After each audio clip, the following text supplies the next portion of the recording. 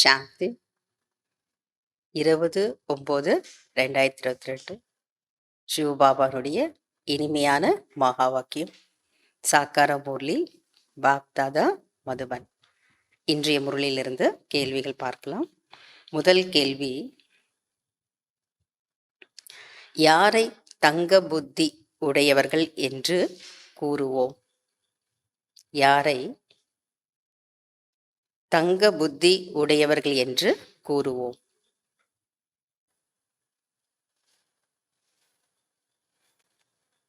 இரண்டாவது கேள்வி,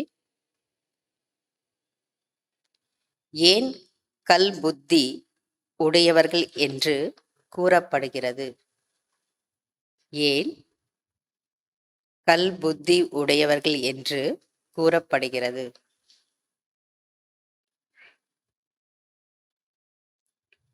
மூன்றாவது கேள்வி, தந்தையை எப்படி நினைக்க வேண்டும்? தந்தையை எப்படி நினைக்க வேண்டும்? நான்காவது கேள்வி, ஏன் மனிதர்கள் பாவாத்மா ஆகிறார்கள்? ஏன் மனிதர்கள் பாவாத்மா ஆகிறார்கள்? அஞ்சாவது கேள்வி, யார் தீவிர முயற்சியாளர்? யார் தீவிர முயற்சியாளர்? fill in the blanks.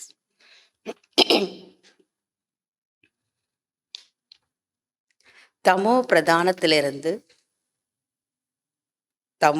பிரதானத்திலிருந்து சத்தோ பிரதானம் ஆகுவதற்காக டேஷ் நினைவு செய்யுங்கள்.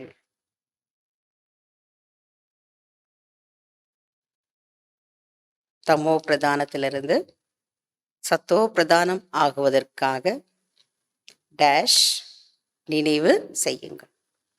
இரண்டாவது, உண்மையான உள்ளம்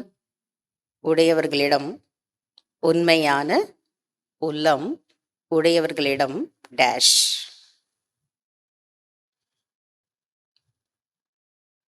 மூன்றாவது,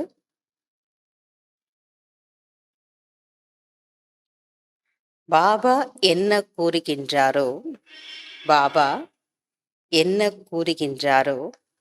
டேஷ் ஆகி கேட்க வேண்டும். டேஷ் ஆகி கேட்க வேண்டும். நான்காவது,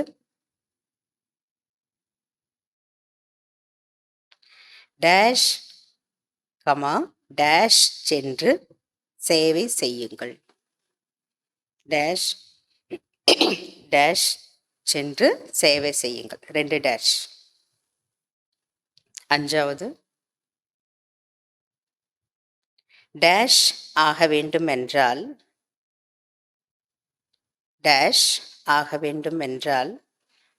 உடல் மனம் மற்றும்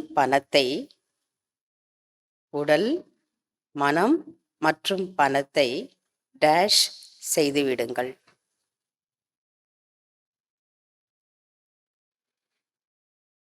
டேஷ் ஆக வேண்டுமென்றால் உடல் மனம் மற்றும் பணத்தை டேஷ் செய்துவிடுங்கள்.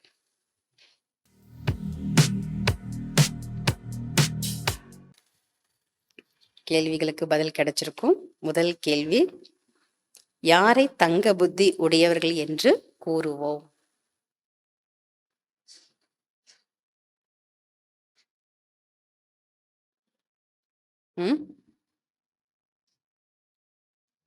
யாரை தங்க புத்தி உடையவர்கள் என்று கூறுவோம்?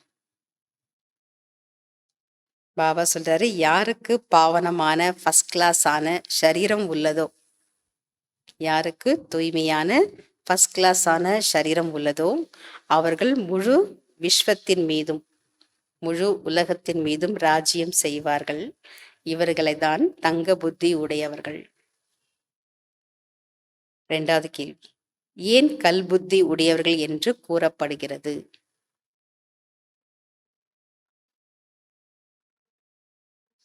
புரிஞ்சுக்காதனால பாபா சொல்றார், தேவதைகளாக இருக்கும்போது பூஜைக்கு தகுதியானவர்களாக பூஜைக்கு தகுதியானவர்களாக இருந்தார்கள். எப்ப தேவதையாக இருந்தபோது பூஜைக்கு தகுதியானவர்களாக இருந்தார்கள். பிறகு போக போக ஒரு பைசாவிற்கு கூட மதிப்பு இல்லை. ஆகையால் கல் புத்தி உடையவர்கள் என்று கூறப்படுகிறது. தேவதையாக இருக்கும்போது பூஜைக்கு தகுந்தவர்களாக இருந்தார்கள். பிறகு போக போக ஒரு பைசாவிற்கு கூட மதிப்பு இல்லை. ஆகையால் கல் புத்தி உடையவர்கள் என்று கூறப்படுகிறது. மூன்றாவது கேள்வி, தந்தையை எப்படி நினைக்க வேண்டும்?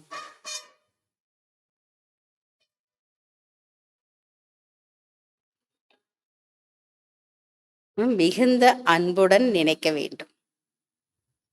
மிகுந்த அன்புடன் நினைக்க வேண்டும். அன்பு இருந்தால் தான் நினைவு வரும் இல்லையா? ஆகையால மிகுந்த அன்புடன் நினைக்க வேண்டும். நான்காவது கேள்வி, ஏன் மனிதர்கள் பாவாத்மா ஆகிறார்கள்?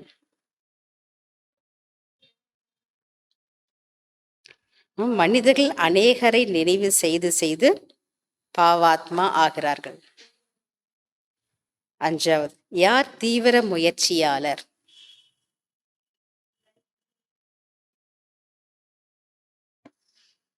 யார் தீவிர முயற்சியாளர்? பாபா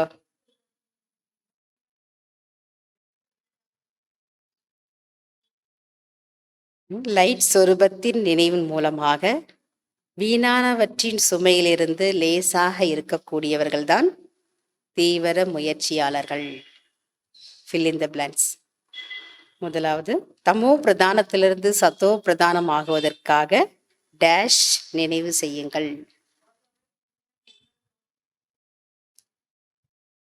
தமோ பிரதானத்திலிருந்து சத்தோ பிரதானம் ஆகுவதற்காக உண்மையான உள்ளத்துடன் தந்தையை யுக்தியுக்தாக நினைவு செய்யுங்கள். உண்மையான உள்ளத்துடன் தந்தையை யுக்தியுக்தாக நினைவு செய்யுங்கள். இரண்டாவது, உண்மையான உள்ளம் உடையவர்களிடம் டேஷ். உண்மையான உள்ளம் உடையவர்களிடம் இறைவன் திருப்தி அடைகின்றார். உண்மையான உள்ளம் உடையவர்களிடம் இறைவன் திருப்தி அடைகின்றார். மூன்றாவது, பாபா என்ன கூறுகின்றாரோ டேஷ் ஆகி கேட்க வேண்டும்.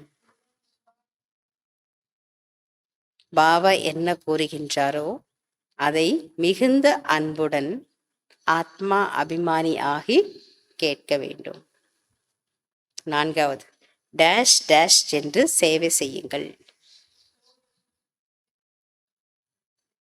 2 டேஷ்.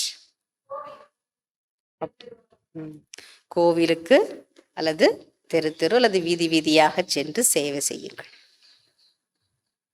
கோவிலுக்கு போகலாம் அல்லது தெரு தெருவா சென்று கூட சேவை செய்யலாம். அஞ்சாவது, டேஷ் ஆக வேண்டும் என்றால் உடல், மனம் மற்றும் பணத்தை டேஷ் செய்து விடுங்கள்.